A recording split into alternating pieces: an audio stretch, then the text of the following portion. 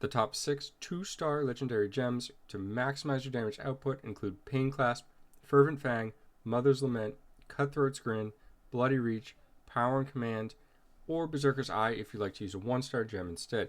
After a recent video talking about how 2-star gems have almost come to outperform, and in some cases do outperform, 5-star legendary gems, essentially being free to play or a low spender seems to be a lot more desirable than being, say, pay to win or a whale. So since then, I've had a ton of questions about which gems would I use, where do they all rank, what should I be using in place, and so forth. So I figured we may as well make a video and cover this. Let's go ahead and take a look at the gems themselves. I'll just go into the market. That's probably the best way for me to display it. Now we'll go into the 2-star gems. And to do this in sort of a tier list fashion, I would say that those 6 gems I mentioned are probably all in the top tier. The exception there would be Bloody Reach. So let's start with that one. The reason this is an exception is because this will deal 2% damage for every 2 yards between you and the enemy hit, up to a maximum of 8%. Now, if you're a melee, this one is not going to be as powerful as if you're ranged. I think that's pretty straightforward. This may be a case where you want to swap this either for a gem that functions stronger in PvP, if that's an aspect of the game you enjoy, or one of the 1-star options like Berserker's Eye, which are also very powerful. Next up is actually Fervent Fang. Need to back out for a second. Fervent Fang, I've got a fully ranked up one, but the benefits of this are similar. They just have lower stats here at rank 1, obviously. So each time you deal damage to an enemy, that enemy now takes an increased damage from your attacks up to a maximum percentage at 10 stacks. In addition to that, as you level it up, you'll get additional damage to elite and boss monsters, obviously only a benefit in PvE. However, the stacking effect of Fervent Fang, very powerful even in PvP, because you can apply these stacks and there is no duration, meaning you can apply the stacks, retreat, bandage up, go back, and those stacks actually persist, giving you more damage or more burst when you re-engage. I think that's definitely worth pointing out.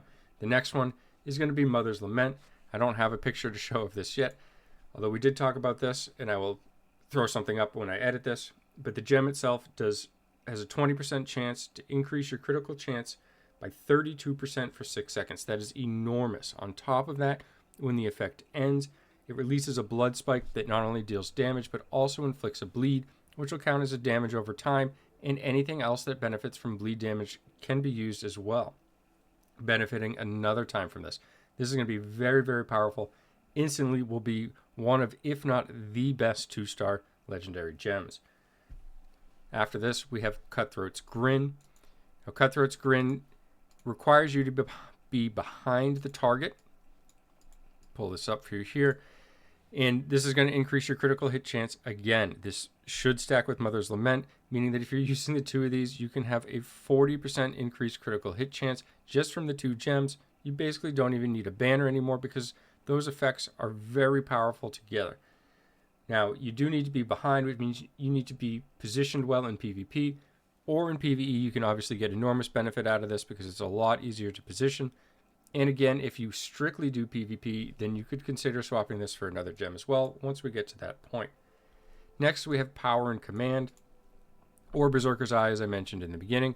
Now, this is going to alternate between primary attack damage and skill damage. It is a buff icon on your character. As you get better and better, the benefit of this gem actually increases even more. So you'll get more efficient with timing that and getting a rotation that can make use of that. But even if you just kind of go through your rotation, you'll get some benefit from this gem just from having it equipped. It's almost impossible to never be using the correct type of attack at some period. So, which gems do we have for PvP? Well, 2 of my favorites, and I've talked about these in many videos before, but it's Abiding Curse and Cure Sling. Let's start with Cure Sling. This gem, very strong in PvP, especially on melee classes. You're in the mix of things, often procs. I love this on Barbarian. I love this on Crusader, just because you get into that pile-up, and it can cause total loss of control, and that is huge. Abiding Curse. Prefer this on range classes myself, but it's good for both. Your attacks have a 15% chance to curse enemies, reducing their attack and movement speeds by 35%. Very powerful. You can use this as a loss of control, and it essentially just trigger this on all kinds of things and then get benefit from things like Barons and other effects in the game that become stronger as enemies are affected by that, whether it be reforges and so forth. So, as we move on, what are some situational 2-star gems? And these gems are strong, however, I can't put them in the top tier because they're situational. And these two are going to be Follower's Burden and Unity Crystal. First up, we'll do Follower's Burden. This is essentially a summon gem, meaning all the damage you deal is increased up to a certain percentage per summon that you have. So in this case, you can have 6 summons out to increase your damage by 6%, and this does scale. The most benefit you'll get from this will be a Necro.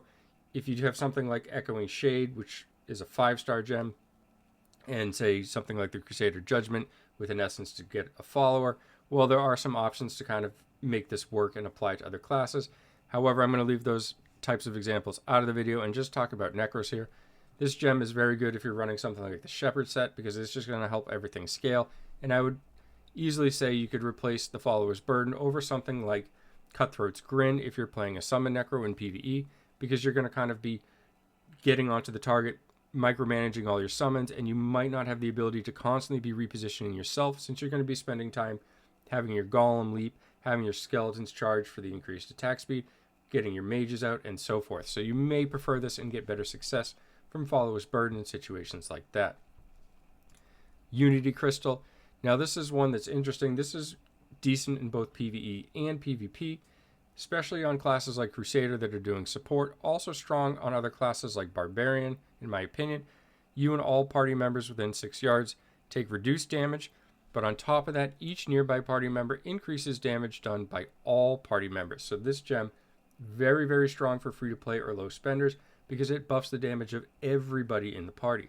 So if you're grouping with players of higher resonance or that have more damage output, this gem will actually do a lot for you as well. So a huge fan of this gem. This gem works great in PvP if you're somebody that's frequently matched against and with higher resonance players and you're kind of playing a support role. But in general, it's good in PvE as well. The only time I wouldn't really use this gem is if you were fully free to play and often grouped with only free to play, then there may be other choices to just benefit yourself by getting more damage from a different gem. If you have this at rank 1, for example, and there's 4 party members, this is 1.2% for 4 members, which is 4.8% damage overall. If you're all doing roughly the same damage, that's less than a 5% increase, where something like a rank 1 Berserker's Eye can give you 5.5%. So that's just kind of an example, but in most situations, the benefit of this will be stronger than that. So it's worth using depending on your class and so forth, especially if you're not the pure damage dealer. So which 2-star gems do I recommend you stay away from? Volatility Shard, Lightning Core, Battle Guard, and the Hunger. It's not to say that they don't have uses, but they're fairly niche. They're not going to be great options if you change classes frequently. They're not going to be great options if new essences come out or builds and so forth. Hunger heals for damage when you defeat an enemy. Lightning Core, it actually reads like it would be fairly strong. Primary attacks and movement speed. Charge with electricity. When fully charged, they release chain lightning, dealing 90% of your base damage plus 1,000 to nearby enemies. It just doesn't seem to do as much as you think it would, but the effect often misleads people. I'm personally not a huge fan of this. I just recommend to stay away from it. It's not, out of the 4 that I mentioned, this is probably the best of that bottom tier. Next is Battle Guard. This is going to decrease all melee damage you take by 8% from enemies within 3 yards, and you can move unhindered through enemies. Not a huge fan. There are some situational times you could use this if you had a challenge rift party and you were making a tank or somebody to go in and kind of group all the mobs, say like a Whirlwind Barb. This gem does have some good properties to it, allowing you to move through them unhindered if you get low while, say, Undying Rage is up. So there's uses. Again, none of these gems are totally useless, but in general, you'd have to be building for something specifically, and if the situation changed, you wouldn't really make use of it. Lastly, Volatility Shard. When you defeat an enemy, you trigger a volatile explosion to dealing base damage and some additional damage to all nearby enemies. This is really similar to, say, Zwenson's Haunting, the 5-star gem, which also is not great. Just happens to be that the property has a chance of getting no value at all. And what I mean by that is that it procs when you defeat an enemy. So anytime you're in a 1v1 situation, you will get no value other than just the sheer resonance that offers damage and life from the gem itself. So there we have it. Let me know your thoughts on all these gems, how you feel about the list, if anything differs for you. Feel free to leave comments as well. And always, thanks for taking the time to watch, and have a great day.